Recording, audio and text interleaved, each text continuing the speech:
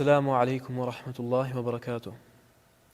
Të dashur miq, mirë se vini në emisionin tonë në Ramazan. Edicion ky i kushtuar muajit më të shenjtë vitit, Ramazanit.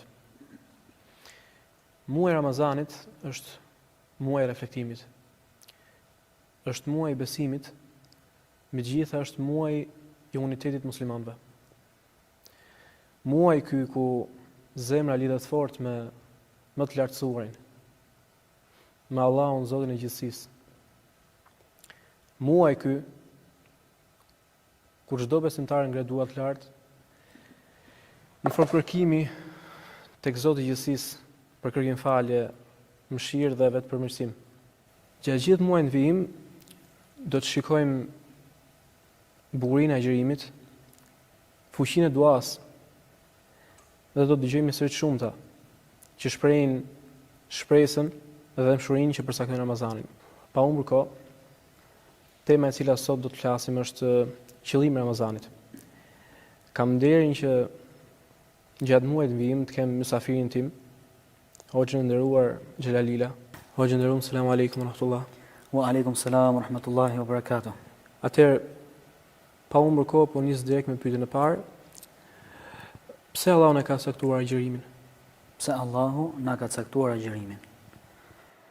Bismillahirrahmanirrahim. Alhamdulillahi rabbil alamin wa afdalus salati wa atamut taslim nabiyina Muhammedin sallallahu alaihi wasallam wa ala alihi wa sahbihi ajma'in, amma ba'd.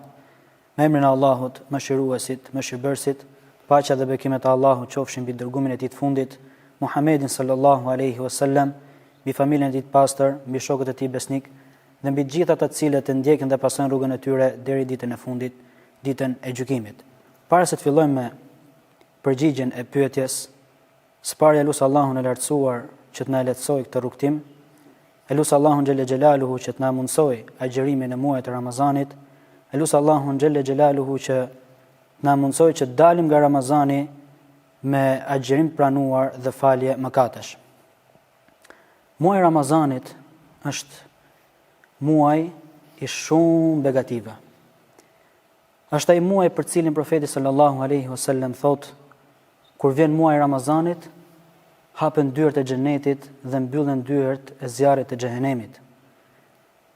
Muaji i Ramazanit është ai muaj në të cilin prangosen, lidhen shejtanët, djajt dhe xhindët. Muaji i Ramazanit është ai muaj për cilin profeti sallallahu alaihi wasallam thotë gjithashtu se çdo natë Allahu xhelle xhelaluhu nxjerr dhe liron robër nga zjarri i xhehenemit. Muaji i Ramazanit është muaji në cilin zbriti Kur'ani. Për këtë thot Allahu i lartësuar: "Shahru Ramadan alladhi unzila fihi al-Qur'an." Muaji i Ramazanit është muaji në të cilin ne shpallëm apo e zbritëm Kur'anin. Muaji i Ramazanit është ai muaj në të cilin gjendet një natë e cila është më e mirë se 1000 muaj. Muaji i Ramazanit gjithashtu është ai muaj në të cilin adhurimet janë ndryshe nga muajt e tjerë. Për shembull, namazi nuk është i njëjtë sikur muajt e tjerë. Leximi i Kur'anit është ndryshe në muajin e Ramazanit. Dhikri, përmendja e Allahut të lartësuar është ndryshe në muajin e Ramazanit. Pra çdo adhurim që ne bëjmë në muajin e Ramazanit është ndryshe nga muajt e tjerë. Le të vim tek përgjigjja e pyetjes: pse Allahu xhelle xhelaluhu pra e ka bërë obligim muajin e Ramazanit, agjërimin e tij? Allahu i lartësuar thot në Kur'an: "Ya ayyuhalladhina amanu kutiba alaykumus siyamu kama kutiba alal ladhina min qablikum." O ju besimtar, u është bërë obligim agjërimi i muajit të Ramazanit, ashtu sikurse u ishte bërë obligim edhe atyre që ishin para jush. Përse vallë? Pra cili është qëllimi? Përse Allahu i lartësuar e bëni agjërimin obligim për besimtarin? E bëni obligim për besimtaren? Përgjigjet Allahu dhe thot: "La'allakum tattaqun." Në mënyrë që ju të arrini devotshmërinë. Ibn Kathiri, Allahu mëshiroft, thot: nëpërmjet agjërimit njeriu e pastron nefsin e tij, e pastron shpirtin e tij. Nëpërmjet agjërimit njeriu e pastron trupin e tij. Pra, agjërimi siç thon një pjesë e dietarëve, është një perde ose pengesë mes robit dhe kujt? Dënimit të Allahu xhelaluhu. Pra, Allahu i lartësuar e bëri obligim agjërimin e muajit të Ramazanit për të na shtuar neve devotshmërinë, për të bërë ne më të mirë tek Allahu xhelaluhu.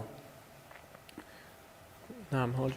Atëherë, pasi njeriu e ka kuptuar qëllimin, sepse Allahu e obligoi agjërimin tek njerëzit, atëherë lind pyetja, cila është ajo që përfitojnë njerëzit nga agjërimi? Po, agjërimi, subhanallahu el-azim, është më kujtohet ajeti Allahut ku thot: "Wa in ta'uddu ni'matallahi la tuhsuha." Pra, sikur të mundoheni, të përpiqeni që t'i numëroni mirësi që Allahu ju ka dhënë juve, ju nuk do të mund t'i numëroni ato. Kështu është edhe çështja e Ramazanit. Kështu është edhe çështja e Ramazanit. Çfarë dua të them me këtë? Dua të them se mirësitë dhe dobitë që përfitojmë nga agjërimi i muajit të Ramazanit janë të shumta. Sa neve nëse do të ulemi dhe të meditojmë, të hulumtojmë në këto mirësi dhe dobi që përfitojmë nga muaji i Ramazanit, nga agjërimi i këtij muaji, nuk do të mundemi që të rëndisim apo të numërojmë ato. Mirë, po unë do të mjaftohem vetëm me disa prej tyre. Së pari është ne afrohemi më tepër me Allahun xhelaluhu. Pra nëpërmjet agjërimit ne afrohemi më tepër tek Zoti i gjithësisë, sepse agjërimi është adhurim. Dhe çdo adhurim të afron me Allahun xhelaluhu.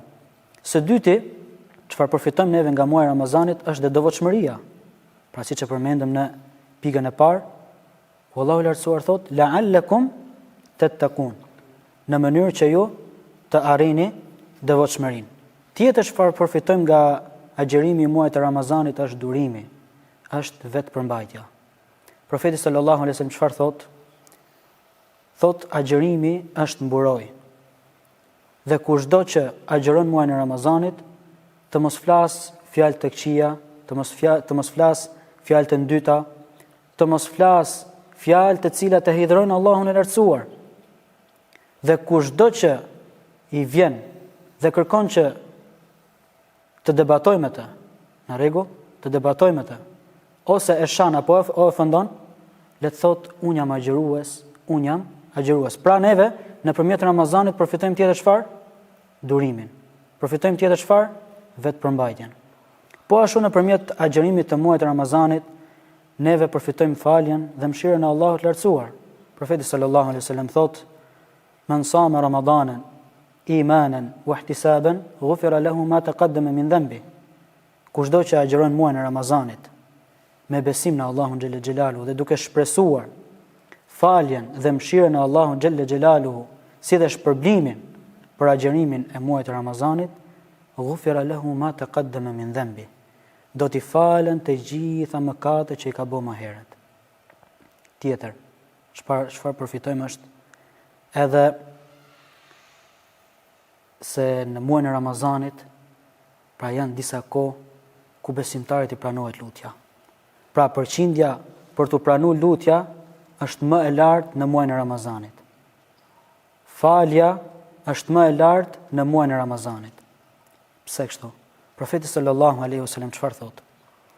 Thot për agjëruesin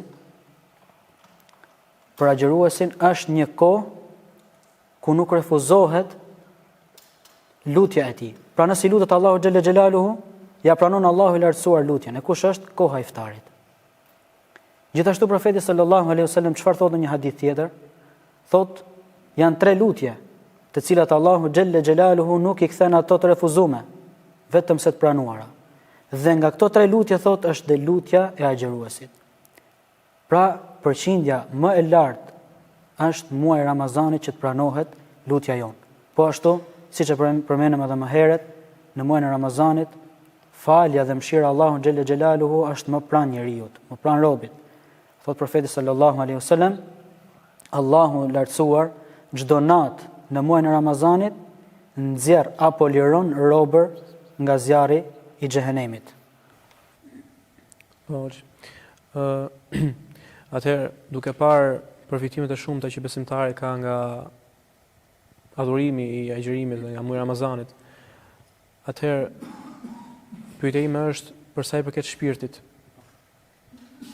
Si ndihmon Ramazani pastrimin e shpirtit? Subhanallah, me të vërtetë Ramazani është një muaj në të cilin shpirti pastrohet. Deshe apo nuk deshe ti. Ramazani, subhanallah, i ladhim është si një shkollë edukimi për robin, për shpirtin e tij. Më kujtohet hadithi i profetit sallallahu alaihi wasallam i cili thot: "Orini, kushdo për jush ka mundësi që të martohet, le të martohet." Pse? Sepse martesa e ruan shikimin dhe e ruan dhe nderin. Dhe kushdo që nuk ka mundësi, atëherë çfarë? Le të agjëroj. Pse vallë agjërimi? Thot profeti sallallahu alaihi wasallam, sepse agjërimi është mburoj. Dietarët kanë thonë, është mburoj për personin, për njeriu në këtë botë, po dhe në botën tjetër.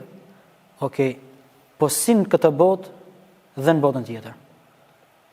Në këtë botë agjërimi çfarë bën? E dobëson nefsin e robit, epshin e tij.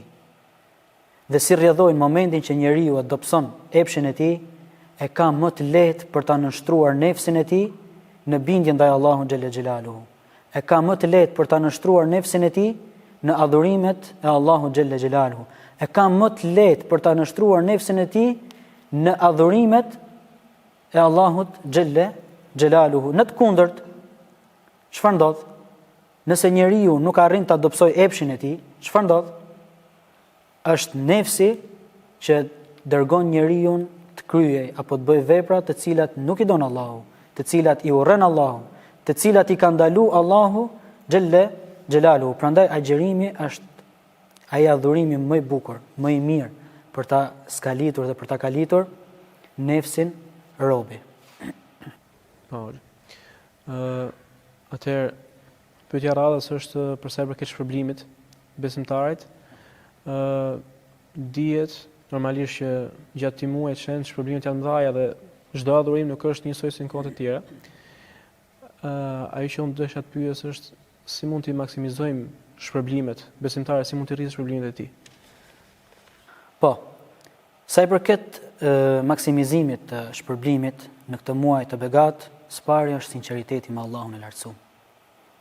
Si thot Allahu xhelle xhelalu në Kur'an: "Wa ma umiru illa liya'budullaha mukhlisina lahu ad-din hunafa wa yuqimu as-salata wa yu'tu az-zakata wa dhalika dinul qayyima." Thot dhe njeriu nuk ishte i urdhëruar për diçka tjetër vetëm se ta adhurojë Allahun xhelle xhelaluhu me çfarë? Me sinqeritet të plotë. Pra, spari është sinqeriteti. Le të jemi të sinqert në adhurimin që ne bëjmë, e siç është adhurimi i agjërimit të muajit Ramazanit.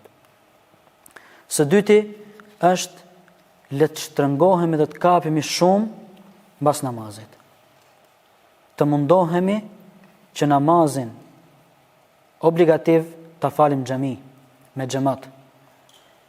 Të mundohemi që përtej namazet obligativ të falim edhe sunetet e këtyre namazeve.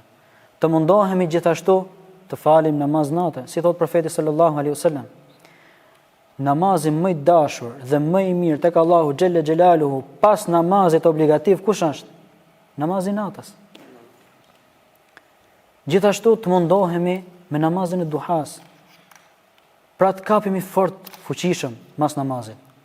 Sepse është nga ato veprat që e ngrenë më shumti shpërblimin tek Allahu xhelle xhelaluhu dhe që është lidhja e drejt për drejt e robit me Allahun xhelle xhelaluhu. Së treti është leximi i Kur'anit. Për faktin se Kur'ani ka zbrit këtë muaj. Çfarë thot Allahu xhelle xhelaluhu? Shahru Ramadan alladhi unzila fihi al-Qur'an. Muaji i Ramazanit është muaj në të cilin ka zbritur Kur'ani. Për faktin se Kur'ani ka zbritur në këtë muaj të begat, atëherë neve e kemi, le të themi, obligim leximin e tij. Dhe akoma me obligim e kemi leximin e tij në këtë muaj të begat për faktin se ka zbritur në këtë muaj. Tjetër, çfarë na ndihmon neve që të maksimizojmë shpërblimin në muajin e Ramazanit është lutja. Ti lutemi Allahun xhelle xhelaluhu. Ti bëjmë lutje Allahut lartësuar të na pranojë agjërimin. Ti bëjmë lutje Allahut lartësuar të na i pranojë adhurimet që i bëjmë të muaj, qofshin ato si leximi i Kur'anit, dhikri, dërgimi salavateve, namazet, në rregull, vizitat e lidhjeve farefisnore. Hoxh, doja të ndalja pak tek duaja, për sa i përket duas. Mund të përmendi se kush janë kohët që janë përmendur që mund pranojë duaja? Shiko, për sa i përket duas, ka shumë kohë, domethënë, në të cilat pranohet lutja, ose është më pranë pranimit. Për këtyre do t'i përmend vetëm 3, në cilat ne do t'i përjetojmë gjatë këtij muaji. Kush është? Është koha e iftarit. Është gjithashtu në 1/3 e natës, pra në kohën e syfyrit. Dhe është gjithashtu në namazin e natës. Pra këto 3 kohë janë shumë të volitshme dhe janë më pranë pranimit tek Allahu xhelle xhelaluhu. Dhe gjitha këto kohë me lejen e Allahut ne do t'i përjetojmë kur? Në këtë muaj të begat, muajin e Ramazanit. Atëherë hoxh, pyetja e fundit, jo më pak e rëndësishmja, cili duhet të jetë qëllimi i çdo besimtari kur të hyn Ramazan? Allah ta shpërbleft. Qëllimi i çdo besimtari, duke filluar nga uni i pari dhe duke marrë te i fundit, është edukimi i vetes tonë, përmirësimi i shpirtit tonë, përmirësimi i moralit dhe i edukatës tonë. Prej qëllimeve që çdo besimtar duhet patjetër t'ia vejë vetes tij në këtë muaj Ramazani është të arrijë devotshmërinë. La'allakum tattaqun. Në mënyrë që ju të arrini devotshmërinë. Tjetër është edhe pastroj zemrën dhe shpirtin e tij. Tjetër është të forcoj lidhjen me Kur'anin. Po ashtu tjetër, të jemi sa më shumë bujar, sepse vetë profeti sallallahu alaihi wasallam, i dërguar i Allahut alaihi salatu wasalam, njeriu më i përzgjedhur tek Zoti i gjithësisë, më i dashur i tij, ishte më bujari në këtë muaj. Ishte më bujari në këtë muaj.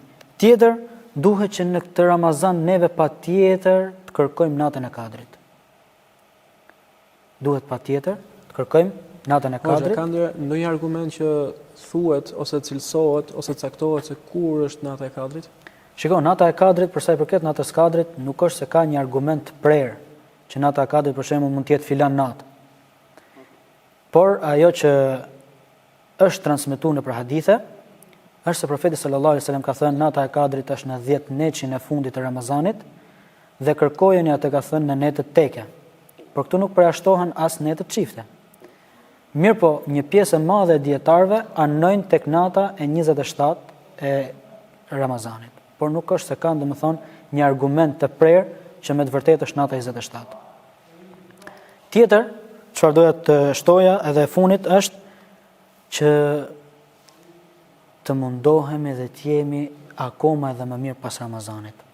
Për faktin se nëse neve do ta vazhdojmë jetën tonë pas Ramazanit, kështu siç po e bëjmë tani, para Ramazanit, atëherë i vendosim një pikë pyetje pas Ramazanit. Pse? Kur janë pyet dietarët kanë thonë, pra kur janë pyet se si ta kuptojnë a ka pranuar Allahu agjërimin tek unë apo jo. Çfarë kanë thonë? Kanë thonë nëse ti je më i mirë se ç'ishe para Ramazanit dhe më i mirë se ç'ishe në Ramazan, atëherë thotë kjo është një bushra për ty, është një përgëzim për ty, me lejen e Allahut, që do të thotë tu ka pranuar agjërimi në dashur Allahu xhelle xhelaluhu. Por e kundërta, nëse ne vazhdojmë të jemi pas Ramazanit ashtu sikur se jemi tani, apo akoma dhe më keq, Allahu na ruaj, atëherë çdo bika agjërimi i Ramazanit. Atëherë, të nderuar shikues, kjo ishte tema e parë për cilën biseduam. Në ditët vijim do kemi tema të tjera interesante për sa i përket devotshmërisë, historive të ndryshme profetëve, mësimmarrjes ndaj to, etj. Të dashurit e mi, do t'ju lutesha për hir të Zotit, të bashkoheni me ne në këtë udhëtim shpirtëror. Kur çdo muzg sjell shpresë dhe zhvillimi i diellit na përvërson jetët tona, qëllimet tona. Nderuarit e mi, siç e dëgjuar për Ramazanin, nuk është thjesht një muaj.